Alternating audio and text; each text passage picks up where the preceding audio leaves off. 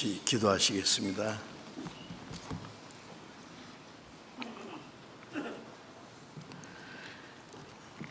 우리를 사랑하시는 자비로우신 우리 아버지 하나님, 하나님을 멀리 떠나 죄 가운데 행하던 저희들, 하나님의 진노와 심판을 받아야 마땅하지만은 우리를 긍휼히 계시는 그 크신 사랑으로 주 예수님이 우리가 받아야 될 저주와 심판을 대신 담당하시고 주님이 흘리신 그 보배로운 피로 우리의 죄를 영원히 씻어주시고 다시는 심판과 저주를 받지 않게 하시고 아무 공로 없이 구원해 주신 그 크신 은혜 감사드립니다.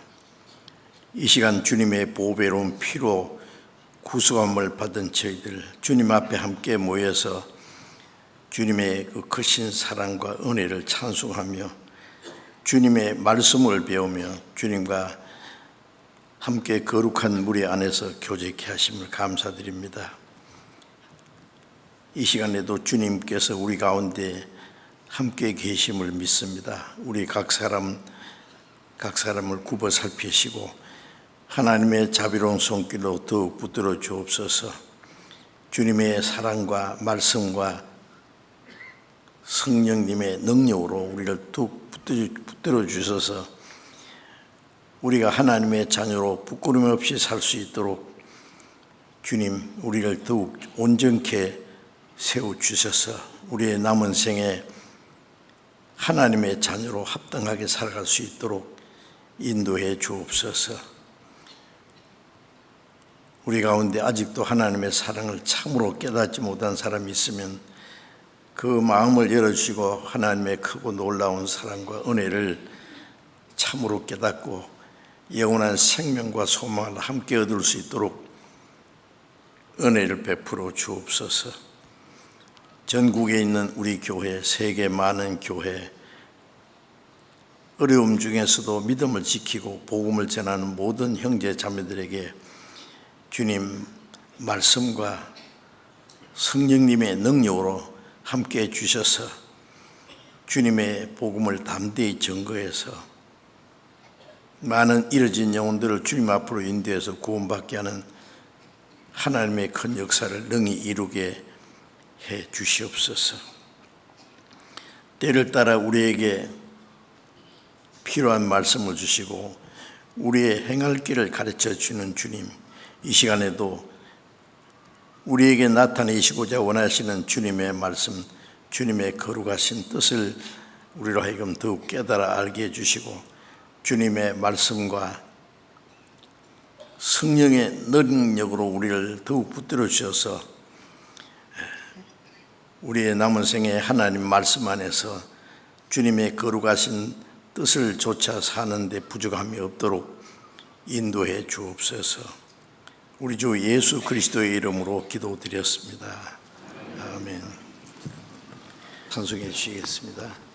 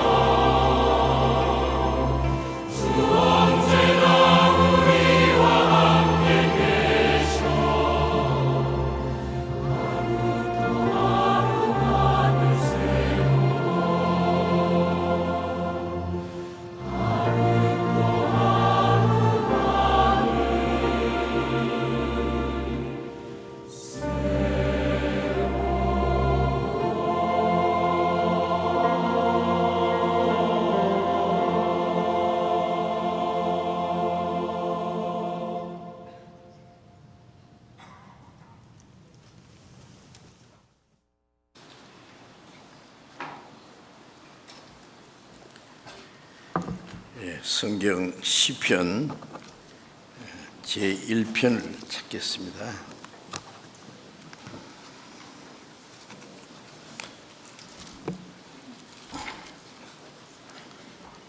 시편 1편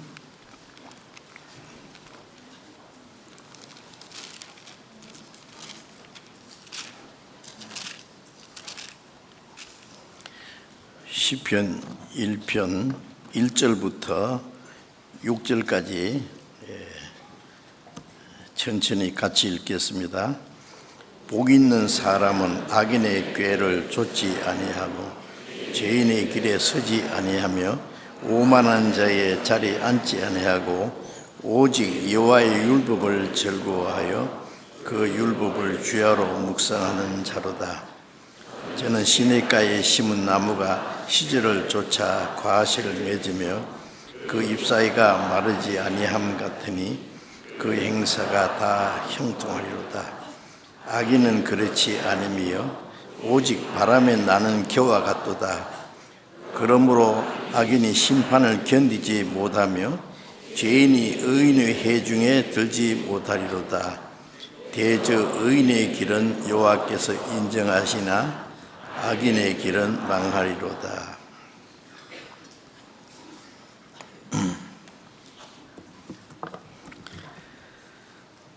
시편 1편을 계속 읽으면 저절로 외워집니다. 1절부터 6절까지니까 다 외우실 수 있겠죠? 예? 외울 뿐 아니라 그 말씀을 마음에 새기고 묵상하고 그 말씀의 뜻을 생각하면서 하나님 말씀을 따라야 살아야 될 겁니다. 이제 시편에 많은 그 기도도 있고 신앙 고백도 있고 또 간정도 있고 하나님의 뜻을 명하는 말씀도 있고 여러 가지 있습니다. 시편에. 그 시편의 대다수가 이스라엘의 초대 왕 다윗이 기록한 말씀이라고 생각합니다. 다윗은 먼저 그 아버지의 양을 치면서 내가 양들을 사랑하고 돌봐주듯이 하나님은 내 영혼을 돌아보시고 사랑하신다 하는 것을 느끼고 시편 23편에 보면은 여호와는 나의 목자시니 내게 부족함이 없으리로다. 그가 나를 푸른 초장에 누이시며 쉴만한 물가로 인도하시는도다. 양을 치면서도 자기가 양을 사랑하듯이 하나님은 자기를 사랑하시고 보호하시고 인도하신다는 것을 생각했습니다. 혹시 곰이나 일이나 사자가 와서 양 새끼를 물어가면은요, 다윗이 도망간 것이 아니라 따라가서 그 사자나 곰과 싸웠다 그랬어요. 그리고 그 사자의 입에서, 곰의 입에서 양 새끼를 빼냈다 그랬어요. 삼손만 사자하고 싸운 것이 아닙니다. 소년 다윗도 사자하고 곰하고 싸워서 이겼어요. 하나님이 지켜줬어요. 나중에 다윗이 전쟁터에 나가서 블레셋 장군 골리앗이 이스라엘을 향해서 하나님을 욕하고 모독하는 말을 할 때에 그 사울 왕에게 가서 내가 저 골리앗하고 싸우겠습니다. 소년 다윗입니다.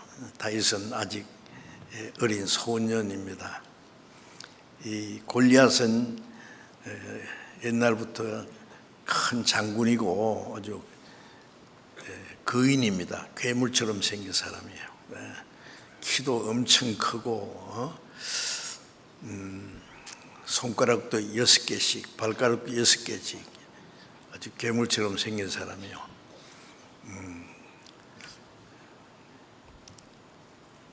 앞에 들고 있는 그 방패는 배틀체 같이 큰 것을 따로 들고 있고, 이스라엘 백성들이 그 앞에서 벌벌 떨고 아무도 싸울 사람이 없었어요.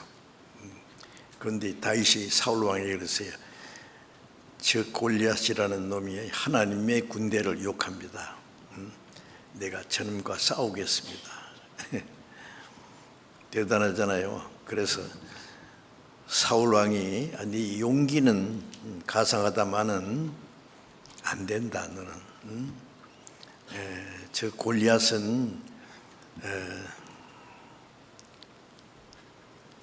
큰 장군이고 군사 훈련을 받은 사람이고 아무도 싸울 사람이 없는데 아닙니다. 내가 아비 양을 칠 때에 일이나 곰이나 사자가 와서 양 새끼를 물갈 때에 내가 따라가서 그것을 입에서 꺼내고 그것이 나를 헤아려 할 때는 그 수염을 잡고 때렸습니다. 싸웠습니다. 하나님의 사자와 곰의 이빨에서도 나를 건져주신 하나님은 저 골리앗에게도 건져주실 걸 믿습니다. 양을 치면서 양을 사랑하는 마음, 거기서 하나님이 자기를 사랑하는 마음을 더 느끼고 하나님이 자기를 지키시고 보호하시는 것처럼 자기도 양을 지키고 하나님이 자기와 함께 하시는 것을 믿었어요. 그런 경험이 없으면은 골리앗 앞에 나가지 못했을 겁니다. 기어코 다윗은 물맷돌 양칠 때에 우리나라 새총 비슷한 게 있습니다. 돌멩이를 넣어가지고 이렇게 돌려서 탁 던지는 게 있는데 돌멩이 5개 딱 주머니에 넣고 물맷돌에 돌멩이를 넣어서 이렇게 돌리면서 나갔습니다. 골리앗은 그랬을 거예요. 아가, 너 왜 나오냐? 뭐 하는 거야 지금? 야 임마, 나는 네가 욕하는 하나님 이름으로 나간다. 하나님이 오늘 너를 내 손에 붙이실 것이다. 그러니까 골리앗이 하도 기가 차서 아니 아무도 싸울 놈이 없었지 이제 알라를 보내나? 근데 요놈 참 맹랑하다. 오늘 내가 너를 짝짝 찢어가지고 하늘에 공중의 새들에게 밥으로 주겠다. 그렇죠. 말도 안 되는 겁니다.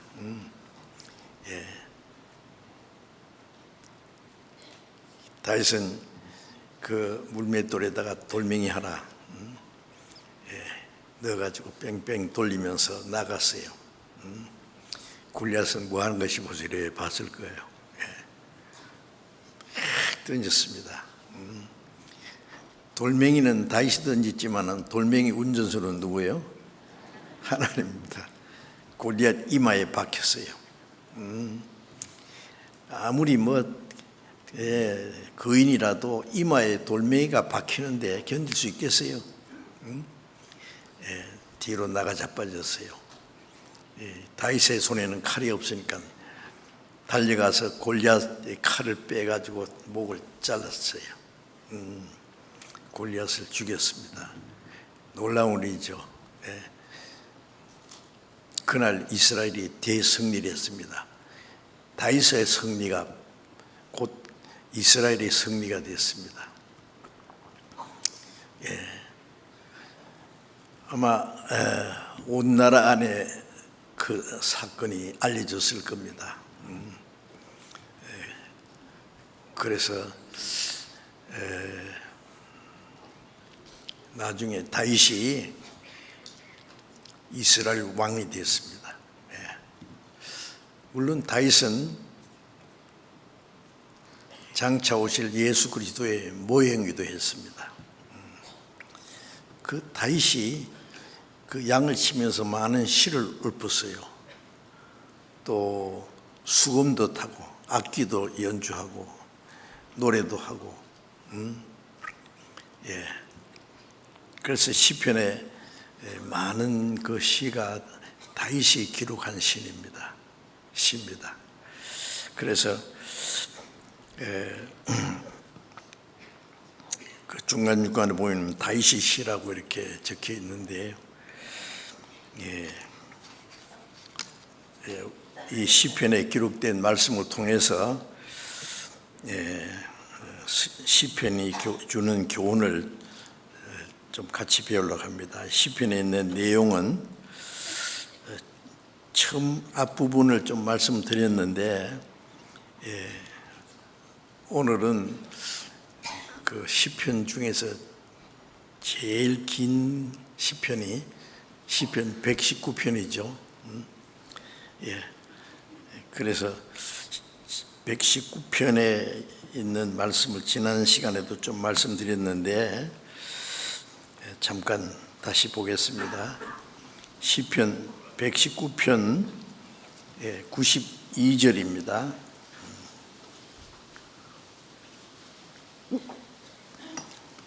시편 119편 92절 같이 읽겠습니다. 주의 법이 나의 즐거움이 되지 아니하였다면은 내가 내 고난 중에 멸망했으리이다. 물론 이 119편도 다윗이 기록한 말씀입니다. 다윗은 이스라엘 왕이 됐지만은요, 그의 생애 속에 많은 고난이 있었습니다. 물론 다윗이 하나님 앞에 잘못함으로 징계를 받은 것도 있지만은요, 하나님이 다윗을 단련시키려고 많은 고난을 주었습니다. 이스라엘의 초대왕 사울이 이스라엘 왕인데 이스라엘 여자들이 노래를 부르는 거 들어보니까 사울이 죽인 자에는 천천히요 다윗이 죽인 자는 만만이라. 자기한테는 천천만 돌리고 다윗에게 만만을 돌리니까 시기가 났습니다.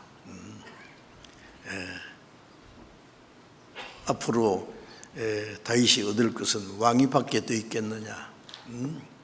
자기 왕위를 다윗에게 뺏길까 봐 위협을 느낀 거예요.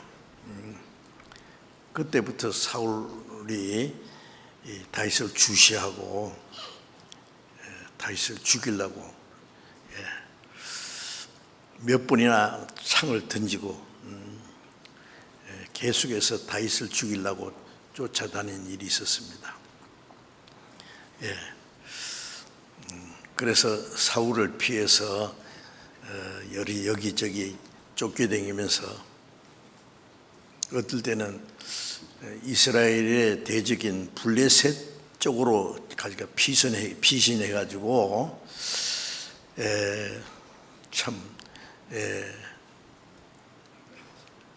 생각 못할 수모도 당하고 고난도 당했습니다.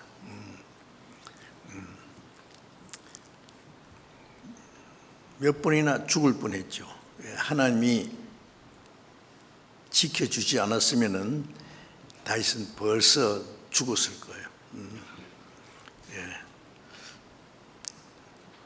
사울 왕이 군대를 동원해 가지고 다윗을 죽이려고 계속 따라다녔습니다. 그런 많은 고난이 있었어요. 그 사무엘 상에 그 내용이 기록되어 있는데, 그 다음에 하나님이 사울을 죽이시고 다윗이 이스라엘 왕이 돼가지고 이스라엘을 다스리는데 또 어떤 일이 생겼냐면은 다윗의 아들 압살롬이 말이죠. 이름이 압살롬입니다. 압살할 놈이 아니고, 참 이름이 이상해요. 아주 특이하게 아름답게 생겼다 그랬어요. 이 압살롬이 뭐 여러 가지 얘기 있지만은, 자기 부왕 다윗을 쫓아내고 자기가 이스라엘 왕이 되기 원했어요. 그래서 백성들의 마음을 도적질해가지고 자기 편을 만드는 거예요. 그래서 결국 요즘 말로 하면 쿠데타를 일으켜서 다윗을 쫓아냈습니다. 자기 아들 압살롬에게 쫓겨나가지고 왕궁을 버리고 도망다녔습니다. 참, 그리고 많은 고난을 받았어요. 물론 나중에 하나님은 압살롬을 죽게 했습니다. 전쟁에서. 다윗은 많은 고난과 시련을 당했습니다. 다윗이 잘못해서 받은 징계도 있고, 또 하나님이 다윗을 단련시키기 위해서 여러 가지 고난을 주었습니다. 그런데 이제 읽은 시편 119편 92절에 있는 말씀대로 주의 법이 나의 즐거움이 되지 않았다면 내가 내 고난 중에 멸망하였으리이다. 이게 주의 법이라 그러니까 뭐 십계명이나 율법을 말하는 게 아닙니다. 이 법이라는 건 하나님 말씀 전체를 법이라고 한 겁니다. 주님의 말씀이 나의 즐거움이 되지 않았으면, 다윗은 뭐 많은 고난과 역경 중에서도 하나님만 의지하고 하나님의 말씀이 자기 마음에 큰 위로와 기쁨이 된 거예요. 주님의 그 말씀이 나의 기쁨이 되지 않았으면 나는 내 고난 중에 멸망하였으리다. 많은 고난이 있었지만은 주님의 말씀으로 인해서 고난 중에 위로를 받고 용기를 얻고 기쁨을 얻었습니다. 그 고난을 잘 이겨나간 거예요. 그래서 우리 그리스도인들도 신앙생활을 하는 가운데 많은 고난이 있죠. 우리가 하나님 앞에 잘못해서 받는 징계나 시련도 있고 또 고난도 있습니다. 신앙생활하는 가운데 많은 고난이 있는데 그 고난 중에 있지만은 우리가 하나님의 말씀을 읽고 듣고 외우고 하는 가운데 그 말씀이 우리 마음에 위로가 되고 기쁨이 되고 새로운 용기를 주셔서 그 고난을 이기게 하시는 겁니다. 주님의 말씀이 내 마음에 즐거움이 되지 않았으면 내가 내 고난 중에 멸망하였으리이다. 그리스도인은 고난이 없는 것이 아니라 고난이 있습니다. 많은 고난이 있지만은 주님이 함께 계신다는 걸 믿는 믿음과 주님이 하신 말씀, 하나님은 우리 눈에 보이지 않지만은 하나님의 약속하신 말씀이 있습니다. 그 말씀으로 인해서 우리가 큰 위로를 받고 기쁨이 되고 용기를 얻어서 능히 모든 것을 이기게 하시고, 그리고 우리의 믿음이 주님을 따라가는 걸음이 실족하지 않게 도와주시는 겁니다. 그래서 주님의 말씀이, 주님의 법이 내 마음에 즐거움이 되지 않았으면 내가 내 고난 중에 멸망하였으리다. 우리도 같은 마음입니다. 많은 고난과 어려움이 있지만은 주님의 말씀으로 해서 위로와 기쁨과 용기를 얻어서 하나님이 우리와 함께 하신다는 것을 믿고 그 모든 걸 이길 수 있습니다. 그래서 고난 중에도 우리는 하나님을 의지하고 하나님 말씀을 지켜나가는 것입니다. 시편 119편 93절을 또 보겠습니다. 93절 94절을 같이 읽겠습니다. 내가 주의 법도를 영원히 잊지 아니하오니 주께서 이것들로 나를 살게 하셨음이니이다. 나는 주의 것이오니 나를 구원하소서. 내가 주의 법도를 찾았나이다. 내가 주의 법도를 영원히 잊지 아니하며, 주님의 말씀입니다. 법이라고 하기도 하고 법도라고 하기도, 하나님의 말씀, 우리의 갈 길을 가르쳐 주시는 그 말씀이 영원히 잊지 아니하오니 주께서 이것들로 나를 살게 하셨습니다. 우리 영원히 구원받을 때도 하나님의 말씀에서 하나님의 사랑과 은혜를 깨닫고 구원을 받았죠. 구원받은 후에도 많은 시련과 고난 중에도 하나님이 우리와 함께 계시고 도와주신다는 것을 말씀을 통해서 믿습니다. 그래서 이것들로 나를 살게 하셨습니다. 살게 하신다는 건 우리를 지키시고 도와주신다는 말씀입니다. 우리의 모든 생활과 고난 중에 하나님의 말씀으로 우리를 위로하시고 지키시고 보호하시는 것입니다. 나는 주의 것이오니 나를 구원하소서.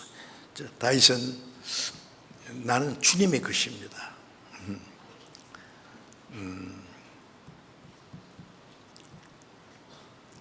로마서 1장에 보면은 너희는 주의 것으로 부르심을 입었다. 고린도전서 6장 19절에 보면은 너희는 너희 것이 아니라 값으로 산 것이 되었으니 그런즉 너희 몸으로 하나님께 영광을 돌리라. 구원받은 사람은 내 영혼도 내 몸도 주님의 피로 값주고 사셨다는 것을 압니다.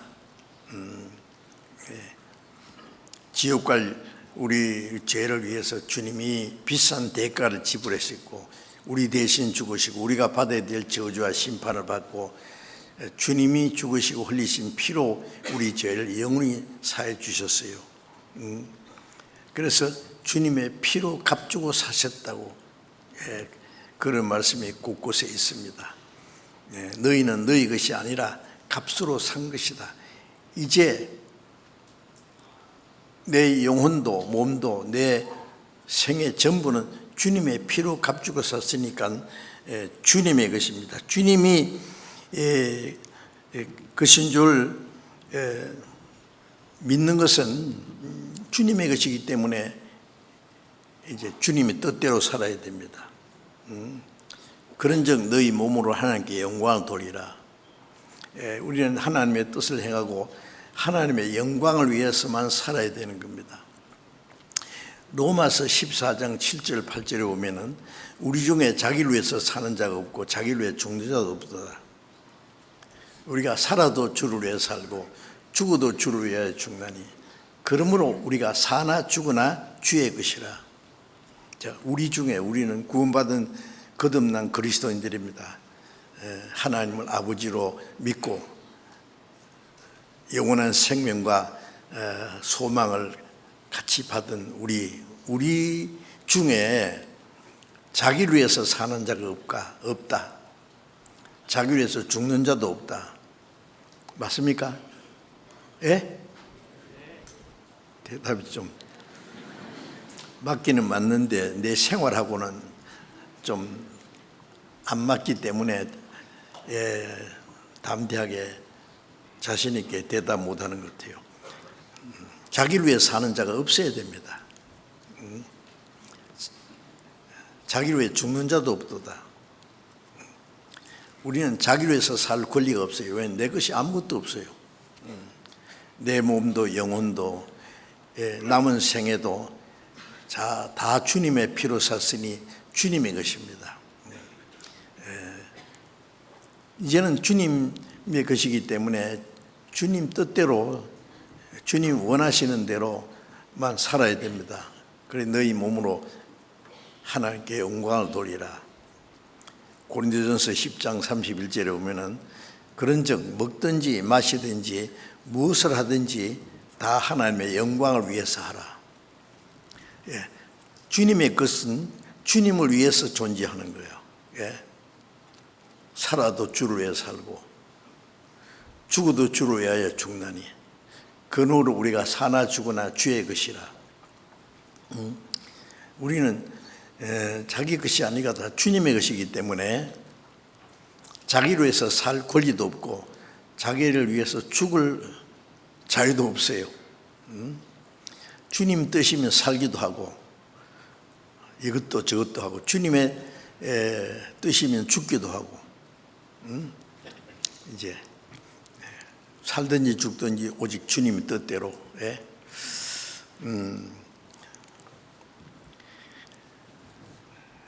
주님의 것이기 때문에 그렇습니다. 그래서 요한복음 17장 10절에 보면은 예수님이 십자가에 죽으시기 전날 밤에 하신 긴 기도 내용 속에 아버지여 아버지의 것은 내 것이요 내 것은 다 아버지의 것입니다. 내 것은 아버지 것이고 아버지 것은 내 것입니다. 그것은 예수님은 우리를 구원하신 동시에 구원받은 그리스도인의 고백입니다. 그것은 구원받은 우리를 창조하신 분도 주님이시고 우리에게 하나님의 형상대로 지으신 그 영혼을 주신 분도 하나님이시고 하나님의 독생자가 죽어서 그 보배로운 피로 우리를 구원해 주신 하나님이십니다. 내 것은 아무것도 없어요. 내 몸도 내 영혼도 내 젊음도 내 전 생애가 오로지 주님의 것입니다. 주님을 위해서만 존재하는 거예요. 입으로만 주님의 것입니다가 아니에요. 고린도전서 7장 23절을 보면은 너희는 값으로 산 것이 되었으니 사람들의 종이 되지 마라. 비싼 값으로, 다른 번역에는 비싼 값으로 샀다. 얼마나 비싼 값으로 샀습니까? 베드로전서 1장 18절에 보면은 너희가 구속함을 받은 것은 은이나 금같이 없이질 보배로 한 것이 아니라 썩지 않고 더럽지 않고 새하지 않은 그 금보다 더 귀한 어린 양의 보배로운 피로 한 것이다. 하나님의 독생자가 생명을 버려주셨고 그 보배로운 피를 다 쏟아서 우리를 구원해 줬으니 얼마나 비싼 값으로 샀어요. 비싼 값으로 샀으니 이제는 사람들의 종이 되지 마라. 내 종도 아니고 누구의 종도 아니고 죄의 종도 아니고 예수 그리스도의 종입니다. 우리는 시편에 있는 말씀대로 나는 주님의 것입니다. 나는 주님의 것이오니 그 고백을 해야 돼요. 그 고백을 한 사람은 이제 주님의 그답게 살아야 되겠죠. 자기로 해서 살 자유도 없고 죽을 권리도 없어요. 이제 주님의 뜻이면 살기도 하고 주님의 뜻이면 이것저것 하고 주님의 뜻이면 죽기도 하고 다 주님의 영광을 위해서만 존재한다는 겁니다. 그래서 이제 이 신앙 이 시편에 있는 이 말씀대로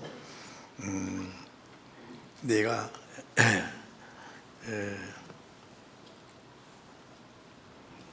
주의 것입니다 그랬죠. 주께서 나는 주의 것이오니 나를 구원하소서. 이 구원하소서라는 말은 우리의 생활 속에 주님이 우리를 보호하시고 지켜달라는 말씀입니다. 어떤 고난 중에도 주님의 것이기 때문에 주님이 지켜주십니다.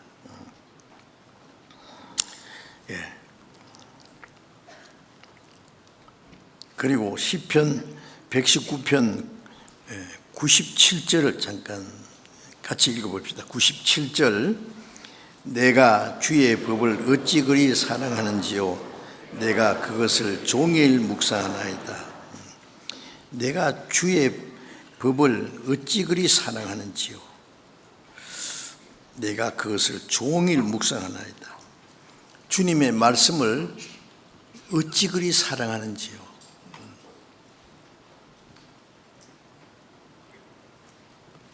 하나님은 보이지 않습니다. 말씀이 요한복음 1장 1절에 보면 태초에 말씀이 계시니라. 이 말씀이 곧 하나님이시라. 우리가 말씀을 사랑한다는 것은 주님을 사랑하는 겁니다. 주의 법을 어찌 그리 사랑하는지요. 주님의 말씀을 사모하고 사랑합니다. 그것을 종일 묵상하나이다. 종일 묵상한다는 말이 뭐겠어요?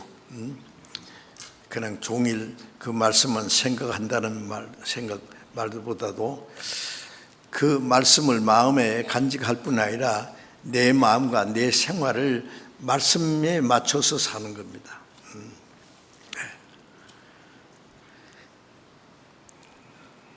주님의 뜻이면 이것도 하고 저것도 하고 내가 아무리 하고 싶어도 주님의 뜻이 아니면 하지 말고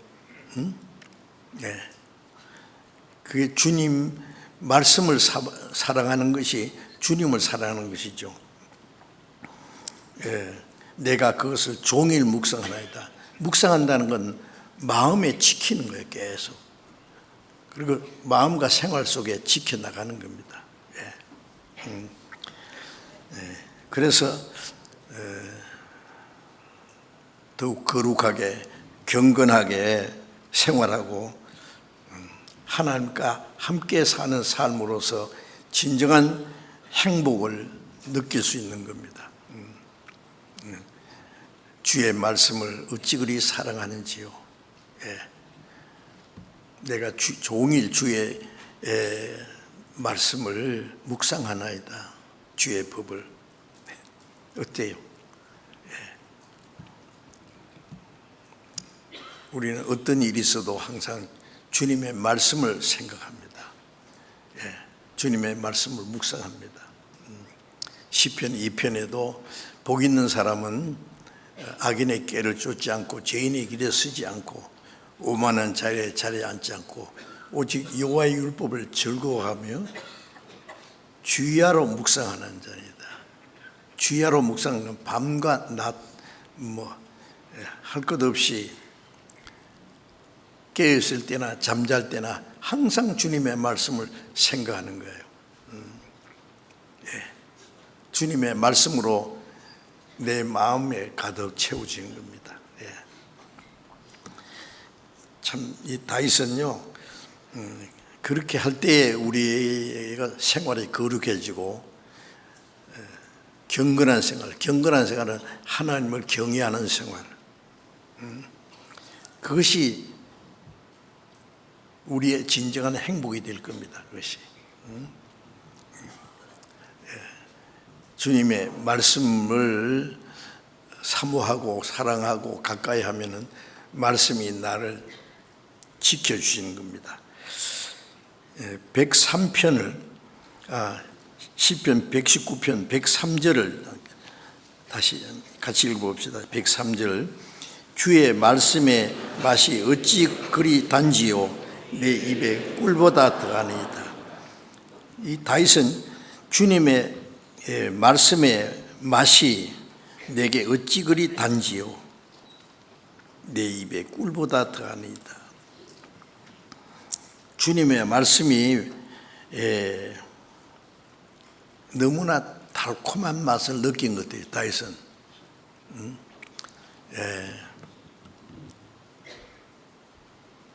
꿀을 한 번도 안 먹어본 사람은 꿀이 아무리 맛있다 그래도 이해를 못하겠죠. 달다 그래도. 그 꿀을 먹어본 사람은 꿀보다 더 단 건 없을 거예요. 예. 찌그리 당겨 내 입에 꿀보다 더하니다. 꿀보다 훨씬 내 입에 달고 나를 즐겁게 해주는 거다 그거예요. 그래서 다윗은 그 달콤한 맛에 아주 취해가지고 감탄하고 있습니다. 이렇게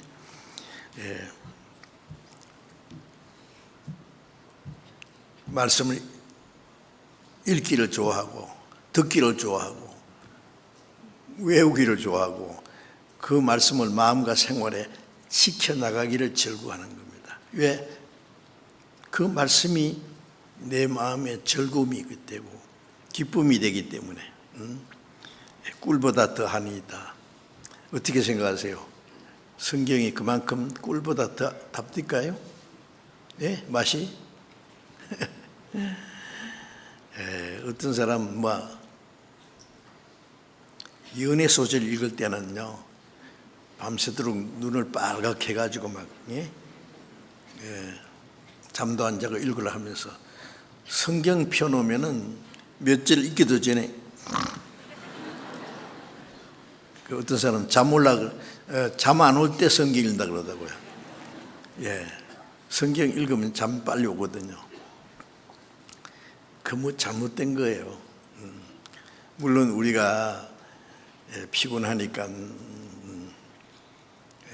성경뿐 아니라 아무리 어떤 내용도 피곤하면 잠이 오고 할 수 있습니다만은 우리 하나님의 말씀의 맛을 들리면은요 정말 시간 가는 줄 모릅니다. 여러분 성경을 읽어야 된다 그러면서 성경 정말 맛있습니까? 음식이 맛있듯이 하나님 말씀이 맛이 있어야 돼요. 꿀보다 더 다른데 그 하나님 말씀이 내 입에 꿀보다 더 다니이다. 그 말씀이 내 마음과 생활에 지켜나갈 때 내 마음을 깨달을 때 즐겁고 내 마음과 생활에 지켜나갈 때 그 기쁨이 되고 즐거움이 되는 겁니다. 시편 105편 또 105편이 아니라 119편 105절을 또 같이 읽어봅시다. 주의 말씀은 내 발의 등이요 내 길의 빛이니이다. 주의 말씀은 내 발의 등이요 내 길의 빛이니이다. 다윗은 주님의 말씀은 내 발의 등이요 내 길의 빛입니다. 캄캄한 밤에 등불이 없으면은 길을 찾을 수가 없죠. 제가 옛날에 농촌교회에 초청받아가지고 집회를 하는데 밝을 때 그 교회 장로님 댁에 가서 저녁 식사를 하고 돌아올 때는 이제 그리 멀지 않으니까 혼자 교회당을 찾아오고 있었어요. 그런데 가다 보니까 그 길이 아니에요. 길이 잊어버렸어요. 왜냐하면 캄캄하니까 길이 있는데도 그 잊어버리고 지나간 거예요. 큰일 났다 싶어서 집회 시간은 다 돼가는데 이거 그래서 사람들이 저쪽에서 막 오고 있어요. 여럿이. 그래서 여기 교회 어디로 갑니까? 교회 여기. 교회요? 날 따라오세요. 우리 따라오세요. 교회 가는 사람들이요 지금. 그래서 강사가 그 교회 오는 사람들 뒤 따라서 갔어요. 가만히 생각하니까요 그 이유가 등불이 없어서 그래요. 기 있는데 그 지나친 거예요. 안 보여가지고. 장애물이 있어도 이제 잘못하면 거의 걸려 넘어질 수 있어요. 그래서 등불은 우리 갈 길을 가르쳐 보여주는 거죠. 그래서 주의 발은 내 발의 등이요, 주의 말씀은 내 발의 등이요,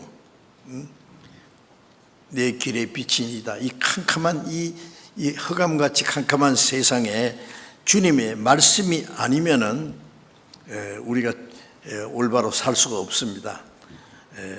어둠의 갈 길을 그 비춰주는 등불같이 이 어둠 세상에서 하나님의 말씀의 등불이 우리 행할 길을 가르쳐 주는 겁니다. 주님의 말씀은 내 발의 등이요 내 길의 빛입니다. 찬송가에도 있죠. 달고 오묘한 그 말씀, 생명의 말씀은 나의 길과 믿음 밝히 보여주니, 나의 길과 믿음 밝히 보여줍니다. 성경을 모르면은요 헤매는 거예요. 찬송가입니까 탄송가입니까? 그런 말이 있어요.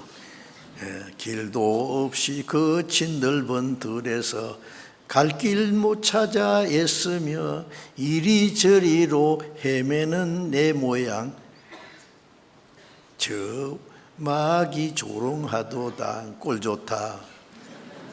아니, 하나님 말씀을 모르면은 길도 없는 거친 들에서 갈 길을 못 찾아 이리저리 헤매는 사람과 같아요. 예? 하나님 말씀은 우리 갈 길을 분명히 보여줍니다. 예. 하나님의 뜻과 하나님의 계획과 영광 안에서 사는 것이 무엇인지 우리에게 가르쳐 줍니다. 그래서 주님의 말씀은 내 발의 등이요 내 길의 빛입니다. 성령께서는 하나님의 말씀으로 우리의 행할 길을 항상 보여줍니다. 신앙생활은 규칙적으로 교회당 왔다 갔다 하고 찬송하고 함께 기도하고 헌금 몇 푼 하고 형제자매들이 인사하고 헤어지고 또 그러고 그렇게 하는 게 아니죠. 교회는 왜 뭐예요? 한 문자가 가르칠 교자 모일 해자입니다. 그렇죠? 가르침 받기, 하나님 말씀을 가르침 받기 위해서 모입니다. 우리가 모일 때마다 하나님께서 성령께서 우리에게 행할 길을 가르쳐 주십니다. 그 말씀을 깨닫는 것은 우리의 지혜로 되는 것이 아니라 성령께서 가르쳐 주십니다. 그래서 우리가 함께 모여서 기도하고 교제하는 가운데 하나님께서 가르쳐 주십니다. 그래서 가르침을 받기 위해서 모이는 곳이 교회예요. 첫 번 교회에 모이는 목적이 말씀 배우기 위해서 모이는 겁니다. 그래서 말씀을 잘 들어야 돼요. 들을 뿐 아니라 또 개인이 읽어야 돼요. 그렇죠? 요한계시록 1장에 보면은 이 예언의 말씀을 읽는 자와 듣는 자와 그 가운데 기록한 것을 지키는 자가 복이 있나니 때가 가까움이라. 읽고 듣는 것은 배우는 겁니다. 듣는 자와 그 가운데 기록한 것, 마음의 생활 속에 지켜나가는 그 사람이 복이 있다고 했습니다. 그래서 시편 32편 8절에 보면은 내가 너의 갈 길을 가르쳐 보이고 너를 주목하여 훈계하리로다, 그런 말씀이 있어요. 주님은 우리의 갈 길을 가르쳐 보입니다. 그리고 그 길로 가는지 안 가는지 주목해 보십니다. 제가 옛날에 제주도에 그 서귀포에 누구를 이제 찾아가서요 가는데 길을 물었어요. 그랬더니 어떤 아줌마가 그러더라고요. 똑바로 가서 이렇게 가세요. 그런데 가다가 골목이 나타났는데 잘 몰라가지고 두리번 하니까요. 거기 말고 이리 가세요. 길을 가르쳐주고 내가 그 길로 가는지 안 가는지 그분이 지켜보고 있었어요. 굉장히 친절하대요. 주님은 우리의 갈 길을 가르쳐 보이고 주목하고 훈계하려다. 그 길로 가는지 안 가는지 주목하고, 안 가면은 꾸지람하고 책망하십니다. 내가 너의 갈 길을 가르쳐 보이고 주목하여 훈계하려다. 무지한 말이나 노새같이 되지 말지어다. 그것들은 자갈과 굴레로 단속하지 않으면 너에게 가까이 오지 않으리라. 말이나 노새는 자갈을 물리고 굴레를 씌우고 소는 코를 끼어가지고 끌고 가지 않으면 안 가죠. 그렇게 억지로 따라가지 마라 그 말이에요. 무지한 말이나 노새같이 되지 마라. 순순히 안 가면은 자갈과 굴레로 씌우기도 합니다. 아세요?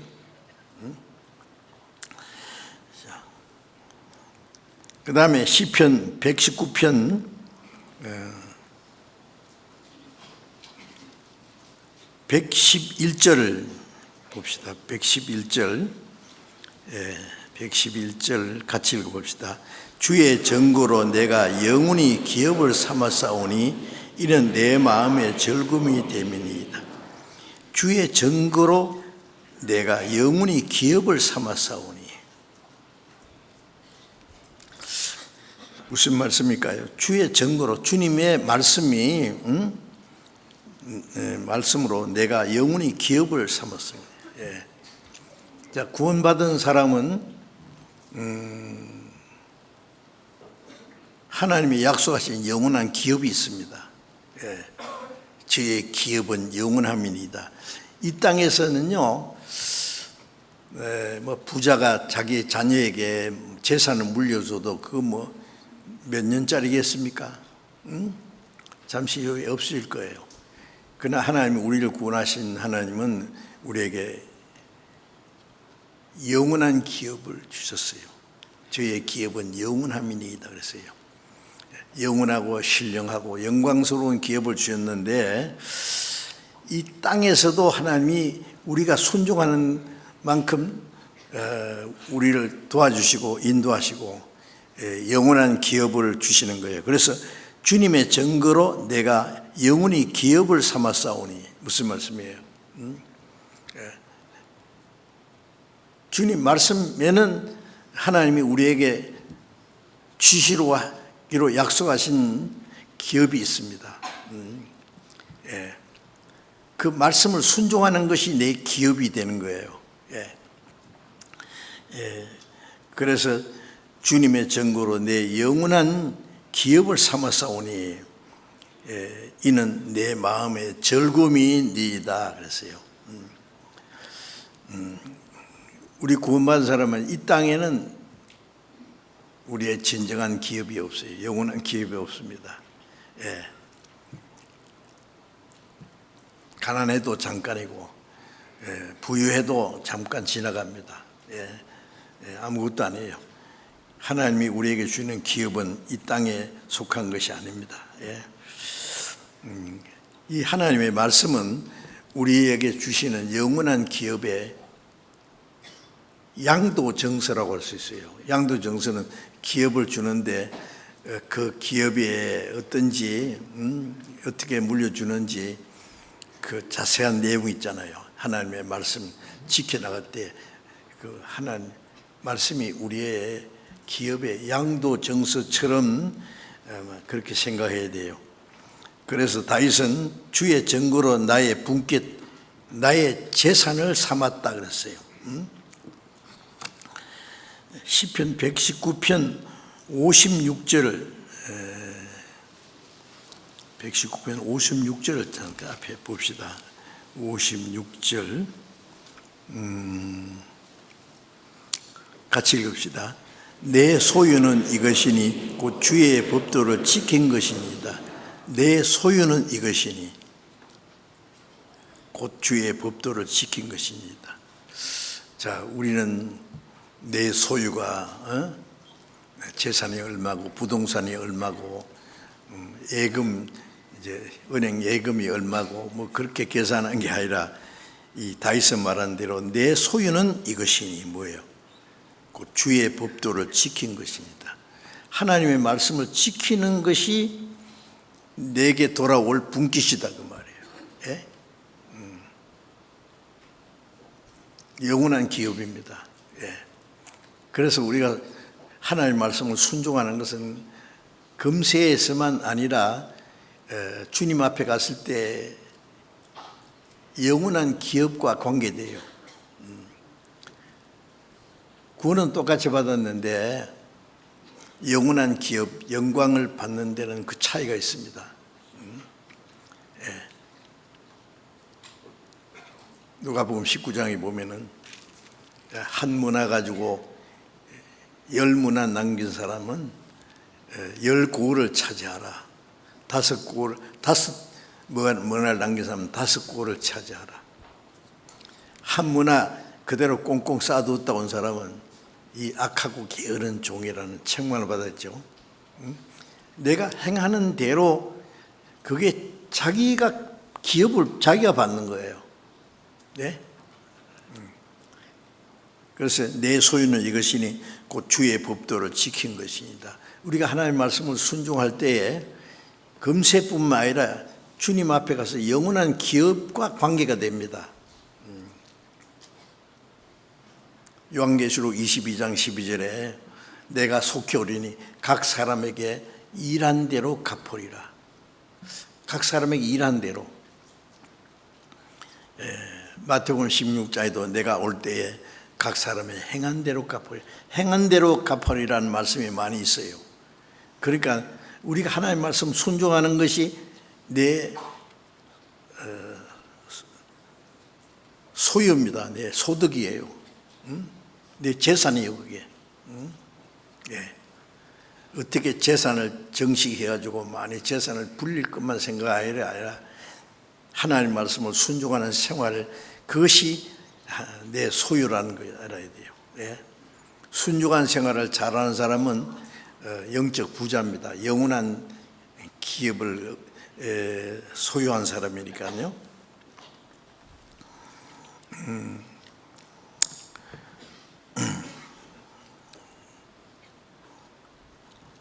그리고 시편 119편 133절을 잠깐 봅시다. 시편 119편 133절 또 같이 읽읍시다. 나의 행보를 주의 말씀에 굳게 세우시고 아무 죄악이 나를 주장치 못하게 하소서. 나의 행보를 주의 말씀에 굳게 세우시고, 나의 행보는 내 발걸음을요, 내 한 걸음 한 걸음을 주님의 말씀에 굳게 세우시고, 주님의 말씀을 따라서 한 걸음 한 걸음 따라가게 해달라는 말씀이에요. 영어 성경에는 Order my steps, 내 발걸음을 명령해 주십시오. 내 Order my steps in thy word, 내 하나님 말씀 가운데로 인도해 주십시오. 내 행보를 주의 말씀에 굳게 세우시고 아무 죄악이 나를 주장치 못하게 하소서. 내 발걸음이 주님의 말씀을 따라서 살아가면 어떤 죄악도 우리를 주장하지 못하죠. 이 다윗은 이렇게 기도했습니다. 나의 행보를 주의 말씀에 굳게 세워주십시오. 내 한 걸음 한 걸음이 주님의 말씀을 따라가도록, 그리고 아무 죄악이 나를 주장치 못하게 하소서. 말씀을 떠나면은 죄 가운데 빠져요. 네? 우리가 하나님의 은혜로 영원히 제삼받은 그리스도인들은 죄의 형벌에서, 죄의 대가에서 건진받았을 뿐 아니라 이 세상에 사는 동안에 죄의 세력에서 자기를 지켜야 돼요. 죄의 세력이죠. 아직도 내 마음에 변화되지 않는 옛 성품, 그게 죄의 세력이요.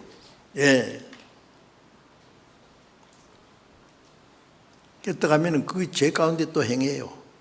예? 죄의 성품이죠. 또 이 세상에 많은 죄의 유혹이 있어요. 마귀는 우리가 구원받았다고 우리를 그대로 두지 않습니다. 구원은 못 뺏어가지만은 그 사람 신앙생활 못하도록 방해합니다. 나쁜 친구를 옆에 붙여주든지, 세상에 어떤 유혹을 줍니다. 그게 죄의 세력이요.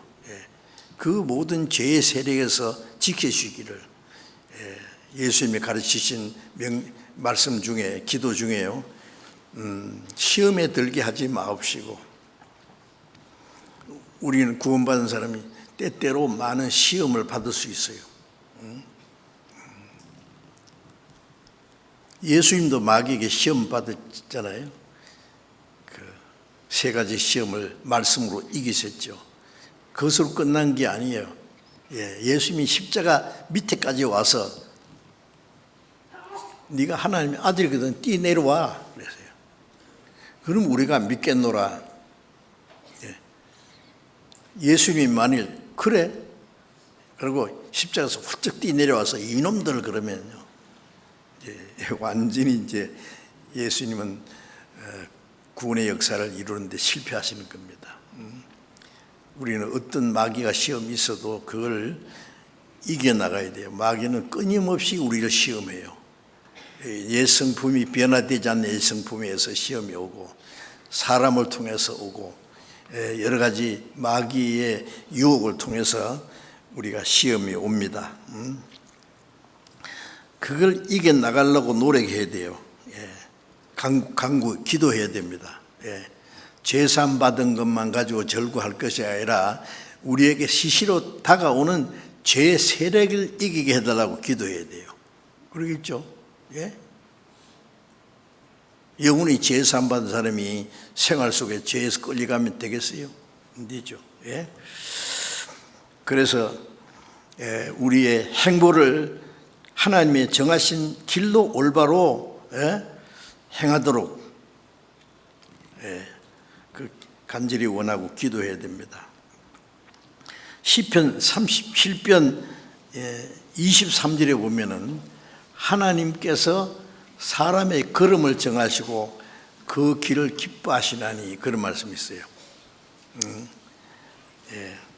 하나님께서 사람의 걸음, 누구? 구원받은 사람, 그리스도인의 걸음을 정하시고, 구원받으면은 주님 앞에 갈 때까지 우리의 길을 딱 정해놨어요. 하나님이 아시죠? 사람의 걸음을 정하시고 갈 길을 정해놨단 말씀이요. 그리고 그 길로 가는지 안 가는지 지켜보시고 그 길로 가는 것을 기뻐하신다고 해요. 그 길을 기뻐하시나니, 그리고 아무 죄악이 나를 주장치 못하게 하소서. 그러면 어떤 시험과 유혹도 이길 수 있을 거예요. 죄가 나를 주장치 못하게 해달라고 그랬죠. 죄가 우리를 다스리지 못하게. 구원받은 사람이, 구원은 죄 사함 받았다는데 죄에 끌려서 가면 되겠어요? 영원히 죄 사함 받았으니까 지옥은 안 가겠지. 그런 마음 가지고, 그런 마음 있으면 구원 받았는지 생각해 봐야 돼요. 구원 받았으면 이제 하나님의 뜻대로 살아야지, 남은 생에. 그죠? 시편 119편 147절을 또 잠깐 봅시다. 147절 148절을 같이 읽읍시다. 내가 새벽전에 부르짖으며 그의 말씀을 바라사오며 주의 말씀을 묵상하려고 내 눈이 야경이 깊기 전에 깨었나이다. 여기 참 다윗의 이 간증인데요. 내가 새벽전에 부르짖으며, 새벽제라는 건 날이 새기 전에 자다가도 하나님께 부르짖어요. 하나님께 감사하기도 하고 간절히 기도하기도 하고 새벽전에 부르짖으며 주의 말씀을 바라싸우며 말씀을 간절히 사모하는 거예요. 주의 말씀을 묵상하려고 내 눈이 야경이 깊기 전에 깨었나이다. 주의 말씀을 묵상하려고 밤에 자다가도 깨어가지고요, 야경이 깊기 전에 깨었나이다. 이 다윗이 얼마나 주님의 말씀을 사모했는지 한번 보세요. 밤에 자다가도 하나님 말씀을 묵상하려고 밤에도 일어나가지고 감사하고 기도하고 하나님 말씀을 묵상하고. 여러분 밤에 주무실 때 어떻게 해요? 어떻게 해요? 자기 전에 하나님 말씀을 묵상해 봐요. 그동안 배운 말씀을 생각하고 외울 수 있는 말씀을 한번 쭉 마음속으로도 외워보고, 그게 묵상입니다. 묵상. 여호와의 율법을 주야로 즐거워하며 주야로 묵상하는 자로다. 주야로 묵상하는 자는 항상 하나님의 말씀을 생각하는 거예요. 저는 주일에 설교하려고 그러면 일주일 내에 그 설교할 말씀을 준비하고 생각해야 됩니다. 자다가도 자기 전에도 말씀을 생각해요. 그러면 참 신기하게 말씀을 깨닫게 도와주셔요. 그 말씀을 잊어버릴까 봐요. 어떨 때는 메모해놔야 돼요. 어떤 분이 그래요.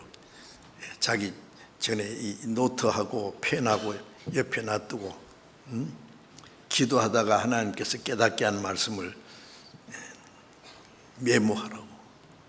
그런데 자다가 메모하기는 어렵잖아요. 그러니까 어떨 때는 잊어버릴까 봐 또 생각하고 아침에 깨어가지고 그 말씀 어떤 말씀인가 생각나요. 자꾸 생각하면 그러면 얼른 그걸 잊어버리기 전에 메모해야 됩니다.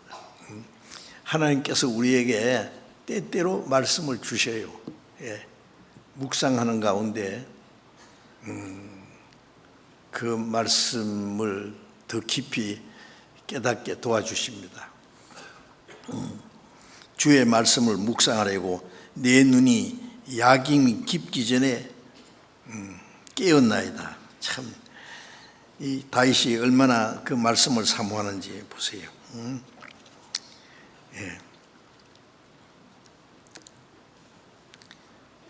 그 다윗은 그 145절, 146절, 147절에 부르짖는다는 말씀이 연속 3번 나옵니다. 145절에 여호와여 내가 전심으로 부르짖사오니 내게 응답하소서. 146절에 내가 주께 부르짖사오니 나를 구원하소서. 147절에 내가 새벽전에 부르짖으며 주의 말씀을 바라사오니, 부르짖는다는 말씀을 연속 3번이나 했어요. 부르짖는 건 하나님께 간절히 기도하는 내용입니다. 예수님이 겟세마네 동산에서 마지막에 아버지여 내 원대로 마옵시고 아버지의 뜻대로 하옵소서, 그 똑같은 기도를 3번이나 하셨죠. 네? 그 기도를 얼마나 간절하게 했길래 얼굴에 흐르는 땀방울이 핏방울처럼 되도록.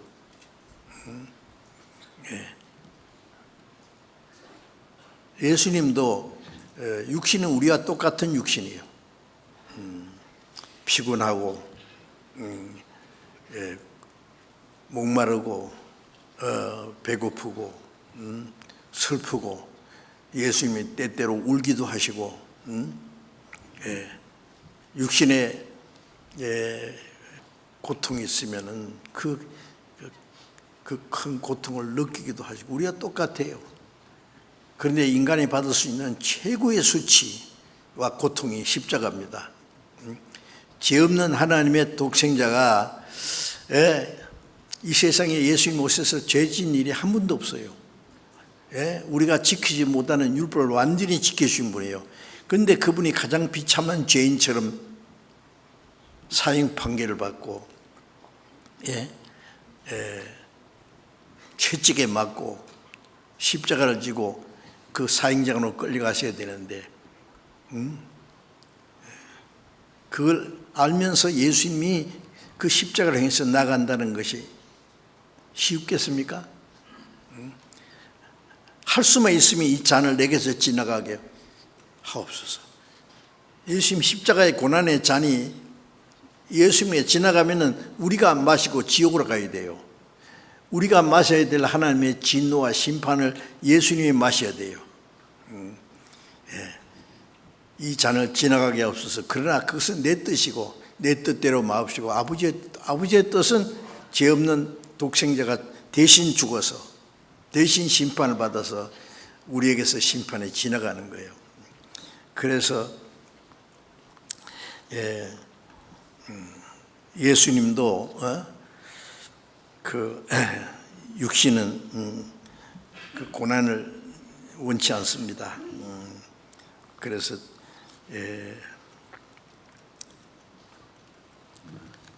내 원대로 마옵시고 아버지의 원대로 하옵소서. 자기의 뜻을 하나님 앞에 굴복시키는데 그렇게 어려운 겁니다. 그게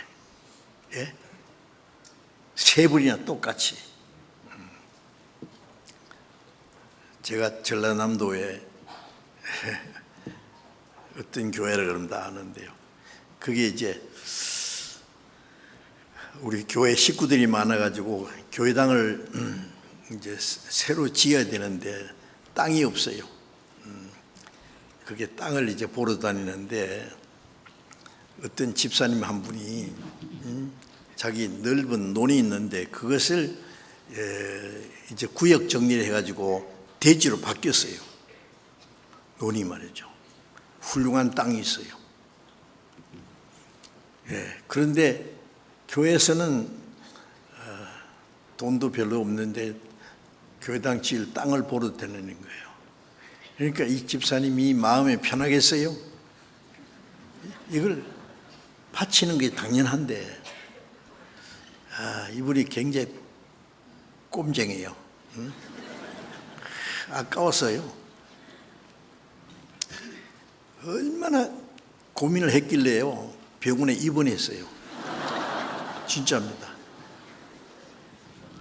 얼마나 고민했길래. 누가 땅 내놓으라는 말 한마디도 안 해요. 자기 혼자서 그런 거예요. 저한테 전화가 왔어요. 서울로 전화가 왔어요. 목사님, 제 땅을 교회당으로 내놓겠습니다. 그거 결정하는데 얼마나 힘들었는지 몰라요. 그래서 제가 감사합니다. 거기다가 교회당 지었습니다. 어딘지 얘기할까요? 순천교회입니다. 그런데 그분은 주님 앞에 가셨어요. 잘하셨죠. 그걸 주님께 바치기를 잘하셨죠. 자기의 뜻을 굴복시키고 하나님의 뜻에 순종하는 것이 그렇게 어렵더라고요. 예수님도 내 뜻대로 마옵시고 아버지의 뜻대로 하옵소서, 그 기도하시느라고 얼굴에 흐르는 땀방울이 핏방울처럼 되도록 기도했습니다. 자기와의 싸움입니다. 우리가 어떨 때 하나님의 뜻에 굴복하기 위해서요, 자기와의 싸움이 있어요. 그래 기도해야 됩니다. 내 뜻대로 마옵시고 아버지의 뜻대로, 하나님께 간절히 하나님 말씀을 뜻대로 하기를 기도하고 하나님과의 참된 교제가 이루어지도록 그렇게 우리가 하나님의 뜻에 우리 모든 삶을 굴복시킨다고 하는 것이 무엇보다도 중요해요. 그것이 그리스도인의 진정한 생활입니다. 교회당에는 열심히 다니고 같이 기도도 하고 찬송도 잘하고 뭐 헌금도 적당하게 하고 교제도 하고 하는데 순종하기를 싫어하는 거죠. 우리 육신은 싫어해요. 순종하려면 고난이 있고 희생이 있거든요. 육신은 싫은 거예요. 그게 그냥 하더라도 적당하게. 그거는 구원 안 받은 사람들이 더 잘해요. 아세요? 얼마나 열심히 하는지 알아요. 그러나 자기 의지를 주님 앞에 굴복시키는 것은 안 돼요. 네. 그래서 다윗은 하나님의 말씀을 묵상하고 하나님의 뜻대로 행하기 위해서 밤중에도 깨어서 하나님께 부르짖었다 그랬어요. 하나님의 뜻을 행할 수 있는 힘을 얻기 위해서, 하나님의 뜻대로 살기 위해서 우리도 그렇게 해야 됩니다. 그 육신을 이겨야 돼요. 구원받은 사람은 먼저 자기와의 싸움에서 이겨야 됩니다. 베드로전서 2장 11절에 보면은 영혼을 거스려 싸우는 육체의 정욕을 제어하라. 우리 속에 있는 육신의 정욕은 영혼은 하나님의 말씀을 순종하기를 좋아해요. 육신은 싫어해요, 그것을. 그래서 그 육신의 그 정욕을 제어해야 돼요. 성령으로 말미암아 그걸 이겨야 돼요. 그것이 그리스도인의 생활이고 승리하는 생활입니다. 그래서 주야로 묵상하는 자로다. 묵상하려고 야경이 깊기 전에 깨어나야다. 묵상한다는 것은 그냥 이렇게 생각하고 있는 거 아니에요. 마음으로, 생각으로, 행동으로 하나님의 말씀을 실천하는 그 모든 생활이 하나님의 말씀을 묵상하는 생활입니다. 그래서 우리 그리스도인의 삶이 정말 하나님의 뜻대로 살 수 있는, 그래서 다윗이 말한 것처럼 내 소유는 이것이니 주의 말씀을 지킨 것이니이다. 이 세상에 아무리 많은 재산이 있고 별 것이 다 있어도 하나님의 말씀을 지키지 못하는 사람은 하나님 보시기에 가난한 사람입니다. 그래서 누가복음 12장 20절에 자기를 위하여 재물을 쌓아두고 하나님께 부여되어서 부여치 못한 사람, 이 세상 사람이 그런 사람이고, 구원받은 사람도 잘못하면 자기를 위해서는 잘 사는데 하나님께 대해서 부여치 못한 게 뭐예요? 하나님 말씀을 진정으로 지키지 못하는 생활은 하나님께 부여치 못한 사람입니다. 자기 하나님 앞에 영원한 기업을 얻을 소유가 없는 거예요. 내 소유는 이것이니 주의 말씀을 지킨 것이니이다. 오늘이라도 주님이 오시면은요, 무슨 일이 있을 것 같아요? 우리가 구원받은 그때부터 주님 앞에 가는 날까지 어떻게 살았느냐 다 드러납니다.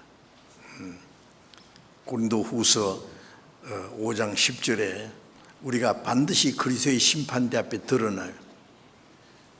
각각 선악간에 몸으로 행한 것을 따라받으려 하며 주님의 뜻대로 산 것이 선이고 주님의 뜻대로 살지 못한 것이 악이고 육신을 따라 산 것이 악이고 성령을 따라 산 게 선이고 주님의 뜻대로 산 것이 선이고 그렇지 못한 게 악이고 그 선악간에 우리의 몸을 가지고 행한 것을 따라서 심판을 받습니다. 그리스도인의 심판입니다.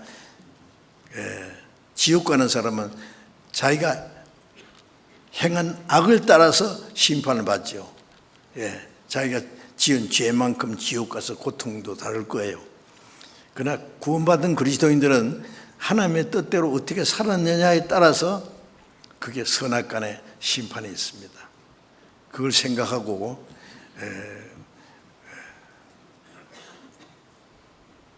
세상 내에서는 가난한 자가 되어도 하나님께 대해서 부유한 자가 되어야 됩니다. 하나님 말씀을 순종하는 생활. 그러면 영원한 기업도 있을 뿐 아니라 이 땅에 사는 동안에도 하나님이 우리를 도와주셔요. 그래서 이 시편에 있는 말씀을 제가 좀 자세히 말씀을 드리고 있습니다. 다음 시간에 또 시편 말씀을 계속 배워야 될 텐데 한 번 더 말씀드리겠습니다. 기도하겠습니다. 자비로우신 우리 아버지 하나님, 하나님을 멀리 떠나 죄 가운데 행하던 우리들, 목자 떠난 양같이 우리의 육신의 소욕을 따라 행하던 저희들, 하나님의 진노와 심판을 받아야 마땅하지만 우리를 사랑하신 그 크고 놀라운 은혜로 말미암아 우리를 구원해 주시고 영원한 생명과 영광스러운 소망을 주신 그 크신 은혜 감사합니다. 이제 남은 생에 우리의 몸도 영혼도 모두 주님의 필요사에 싸우는 죄의 것입니다. 우리가 살아도 주를 위해서, 죽어도 주를 위해서, 모든 것은 하나님의 영광을 위해서 하는 것이 되게 하시고 다시는 우리의 육신의 소욕을 따라 행하지 않고 이 세상의 헛된 것에 마음이 뺏기지 않도록 오직 주님의 거룩하신 말씀을 쫓아서 하나님의 뜻과 영광을 위해서 살아갈 수 있도록, 멀잖아 주님 오실 때 그 앞에 부끄러움 없이 설 수 있도록 우리 모두를 다스려 주시고 인도해 주옵소서. 우리 주 예수 그리스도의 이름으로 기도드렸습니다. 아멘.